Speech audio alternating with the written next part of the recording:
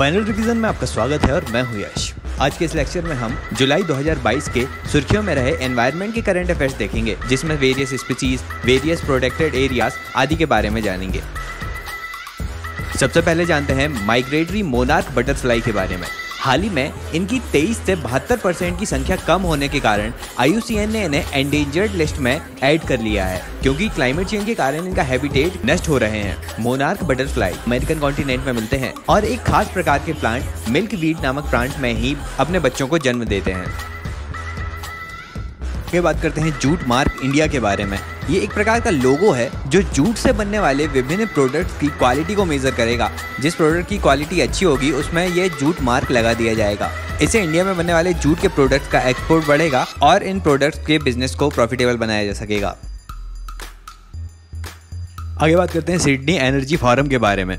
इसे ऑस्ट्रेलिया की गवर्नमेंट और इंटरनेशनल एनर्जी एजेंसी ने मिलकर ऑर्गेनाइज कराया, जो कि गवर्नमेंट और इंडस्ट्रीज को साथ लाकर क्लीन एनर्जी के डेवलपमेंट को प्रोत्साहित करता है। यहाँ पर विभिन्न देशों की गवर्नमेंट ने हिस्सा लिया, जैसे US, Japan, India, Indonesia, the Pacific island nation of Samoa आदि ने। हमारे एनवायरनमेंट मिनिस्टर ने इस फोरम को एड्रेस करते हुए कहा कि इंडिया ने अपने 2030 के रिन्यूएबल एनर्जी के लक्ष्य को 9 साल पहले ही पा लिया है। इंडिया ने लगभग 162 गीगावाट की इलेक्ट्रिसिटी रिन्यूएबल एनर्जी से जनरेट की, जो टोटल एनर्जी जनरेशन का 41% है।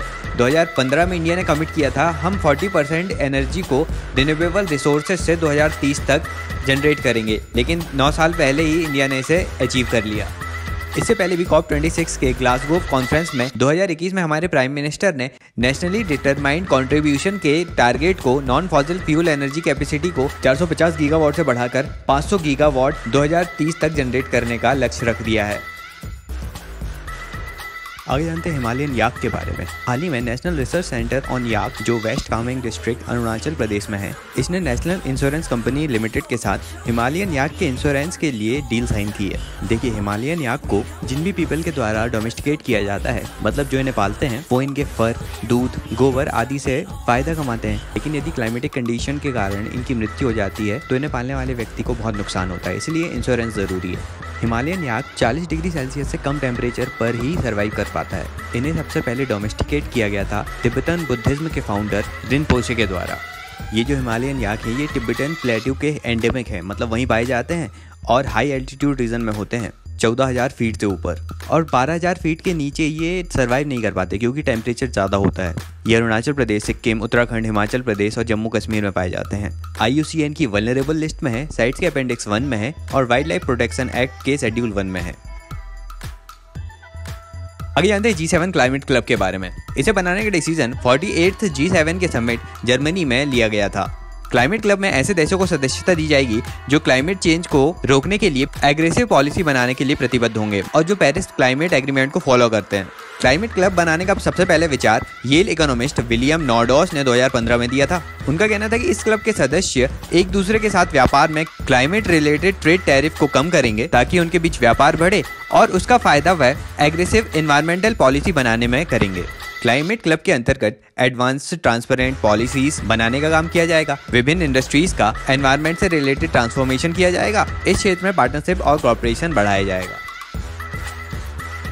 आगे आता है सिगूर प्लेटू। सिगूर का पठार तमिलनाडु के नीलगिरी हिल्स वाले एरिया में है। नीलगिरी हिल्स वेस्टर्न घाट को ईस्टर्न घाट से जोड़ती है और इसी हिल के साउथ वेस्टर्न साइड में उपस्थित है सिगूर प्लेटू, और इससे एलिफेंट गलियारा बनाने की बात की जा रही थी। यहाँ पर एलिफेंट की पॉपुलेशन बहुत ज्यादा है और ह्यूमन एनिमल कॉन्फ्लिक्ट भी अक्सर देखने मिलते थे।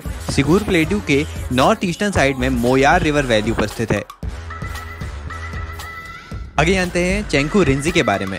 ये चेंकू रिंजी ट्री है, एक प्रकार का पेड़ है जिसका मेडिसिनल यूज बहुत होता है। ये सिर्फ अगस्त्यमलाई बायोस्फीयर रिजर्व में पाए जाते हैं। इस पेड़ की इतनी ज्यादा इंपॉर्टेंस है कि केरल के कोल्लम डिस्ट्रिक्ट में इसके नाम पर ही सेंदुर्नी वाइल्ड लाइफ सेंचुरी का नाम रखा गया। अब इसके यूज करने के कारण और क्लाइमेट चेंज के कारण इसकी संख्या घटती हुई दिखाई दे रही है।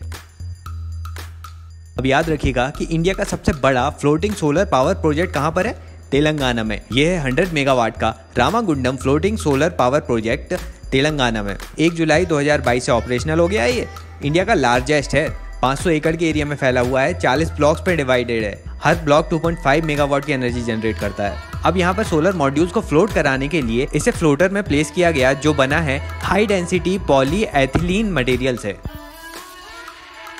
अगला आर्टिकल है 5 नई रामसार साइट्स के बारे में। अब रामसार साइट्स की संख्या 49 से बढ़कर 54 हो गई है। इसमें पहला है पल्लीकरनी मार्स रिजर्व फॉरेस्ट। ये चेन्नई तमिलनाडु में उपस्थित है। पहला फ्रेश वाटर मार्स है। मार्स मतलब जहाँ पर घास पाई जाती है जिस वेटलैंड में। अब साउथ इंडिया में कुछ ही वेटलैंड बचे हैं, उनमें से एक है पल्लीकरनी मार्स रिजर्व फॉरेस्ट। अगला वेटलैंड है कारिकिली बर्ड सेंचुरी। ये कांचीपुरम डिस्ट्रिक्ट में तमिलनाडु में उपस्थित है, जो चेन्नई से 75 किलोमीटर दूर है। अगला आता है पिचावरम मैंग्रोव्स। ये भी तमिलनाडु में है, कुडलॉर डिस्ट्रिक्ट के चिदम्बरम गांव के निकट। ये इंडिया के बड़े मैंग्रोव्स इकोसिस्टम में से एक है। यहाँ पर लिटोरल एंड स्वयं फॉरेस्ट हैबिटेट मिलते हैं, मतलब इसके मैदान में पेड़ भी मिलेंगे। वेलार एंड कोरीडैम रिवर के बिचूरी में बना हुआ है। इसके पेड़ों की जड़ें पानी में बहुत नीचे तक गई होती हैं। ये 3 वेटलैंड थे तमिलनाडु के। अगला वेटलैंड है मिजोरम का पाला वेटलैंड। ये भी मार्सी वेटलैंड है। यहाँ के लोकल लोगों को मारा कहा जाता है, जो इस वेटलैंड की पूजा करते हैं। यहाँ पर हुलोक गिबोन पाया जाता है, जो IUCN के एंडेंजर्ड लिस्ट में है। साथ ही sambar deer, wild boar, barking deer आदि भी मिलते हैं। अगला वेटलैंड है मध्य प्रदेश का चाक के सागर वेटलैंड। ये मध्य प्रदेश के शिवपुरी जिले में माधव नेशनल पार्क में उपस्थित है, जिसे 1918 में मानियर रिवर के द्वारा बनाया गया था। चलिए 5 वेटलैंड को देखने के बाद जान लेते हैं रामसार साइट्स क्या होती हैं। तो यूनेस्को के 1971 के रामसार कन्वेंशन के तहत जो वेटलैंड इंटरनेशनल इंपॉर्टेंस के होते हैं, उन्हें रामसार साइट डिक्लेयर किया जाता है। इंडिया के Ramsar site 11,000 square kilometre area में फैले हुए हैं, जो इंडिया के 18 स्टेट का 10% एरिया कवर करते हैं। अब यदि कोई भी रामसार साइट डिक्लेयर होती है तो उसमें टूरिज्म बढ़ जाता है, उसमें एनक्रोचमेंट को रोका जा सकता है स्टेट गवर्नमेंट या सेंट्रल गवर्नमेंट के द्वारा, मतलब उनका संरक्षण होने लगता है। हाँ, लेकिन कोई इंटरनेशनल फंडिंग नहीं आती उसके लिए। अगला आर्टिकल है फॉरेस्ट राइट एक्ट 2006 के बारे में। इतना बस जान लीजिए कि उड़ीसा पहला राज्य बना है जो इस एक्ट को पूरी तरह से लागू कर रहा है।